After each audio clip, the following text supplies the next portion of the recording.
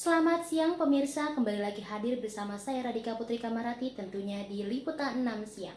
Saya akan mengabarkan berita-berita teraktual, tajam dan terpercaya yang kami rangkum dalam Liputan 6 siang. Berita pertama datang dari dunia kesehatan. Virus corona telah menyebar di berbagai negara, termasuk juga negara Indonesia, dan akibatnya menimbulkan kekhawatiran dan kecemasan terhadap warga negaranya. Hingga saat ini, saudara, memang belum ditemukan vaksin untuk menjaga tubuh dari virus corona. Namun, jangan sampai Anda panik karena ada beberapa langkah pencegahan yang dapat kita lakukan dan berikut ulasannya dalam Kamu Harus Tahu bersama Dorothea Ayu. Kepada Dorothea Ayu, kami persilakan. Belakangan ini, virus corona menggemparkan berbagai belahan dunia. Indonesia salah satunya. Indonesia telah mengkonfirmasi 2 kasus infeksi virus ini. Tenang, jangan panik. Kita bisa melakukan pencegahan dari sekarang. Yang perlu kita tahu, penyebaran virus ini adalah karena partikel virus yang mengenai mata, hidung, dan juga mulut. Lalu, apa yang bisa kita lakukan ya? Yang pertama, jangan menyentuh muka atau mengucek mata apalagi tangan dalam keadaan kotor. Tanpa kita sadari, seringkali kita menimbun kotoran di tangan kita. Sakit. Wajib gunakan masker untuk mencegah penyebaran virus corona. Jangan gunakan masker lebih dari 1 hari karena masker ini dapat menimbun bakteri-bakteri dan bisa berkembang biak. Lalu cari masker yang sesuai dengan standar rumah sakit. Next, menjaga jarak dengan mereka yang sakit. Jarak yang dianjurkan yaitu 0,5 meter sampai 2 meter untuk tetap aman dari jangkauan partikel virus. Selanjutnya, waspada di tempat keramaian dan saat menggunakan barang bersama. Karena partikel virus terkadang bisa menempel pada benda tersebut. Seperti saat kita menyentuh gagang pintu, pegangan tangga, tombol lift, dan juga pegangan kereta. Yang kelima, jangan lupa untuk selalu rajin mencuci tangan secara menyeluruh hingga siku selama 20 detik. Menyeluruh artinya mencuci tangan, di telapak tangan, di sela-sela jari, juga di bawah kuku. Yang keenam, hindari berjabat tangan dan bisa menggantinya dengan melambaikan tangan atau salam namaste untuk mengurangi penyebaran virus ini. Karena saat berjabat tangan akan dengan mudah mentransfer partikel virus. Yang tidak kalah penting adalah menjaga kesehatan Anda dengan makan makanan yang bergizi, istirahat yang cukup, olahraga yang teratur, dan juga minum vitamin. Itu tadi hal-hal yang bisa kita lakukan untuk mencegah penyebaran virus corona. Yuk kita mulai dari sekarang, karena kamu harus tahu.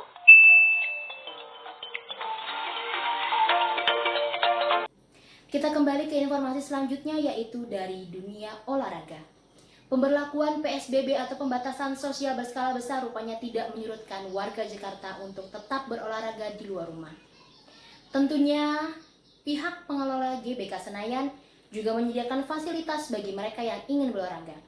Kami punya liputan dari reporter Hendra Hendrizal, kepadanya kami persilakan. Minggu pagi, kawasan Gelora Bung Karno, Jakarta ramai oleh warga yang ingin berolahraga. Sebagian besar sudah memakai masker dan juga melakukan physical distancing. Namun masih ada beberapa warga yang belum menerapkan physical distancing. Sebagian warga mengaku tidak khawatir berolahraga di luar rumah di tengah pandemi COVID-19 selama masih mengikuti aturan PSBB. Yang penting kita jaga jarak sih.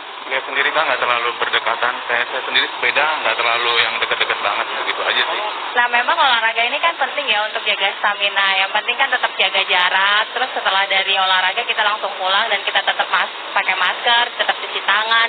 Ya kita jaga-jaga diri aja lah, yang jelas supaya kita tetap sehat dan gak gangguin orang, dan PSBB-nya nanti setelah habis olahraga ini kita nggak kemana-mana. GBK menerapkan peraturan keluar masuk 1 pintu dengan pengecekan suhu tubuh bagi mereka yang ingin berolahraga di minggu pagi ini. Petugas pun selalu mengingatkan pengunjung untuk mengikuti aturan PSBB. Saudara, mencuci tangan merupakan salah satu cara agar kita terhindar dari virus COVID-19.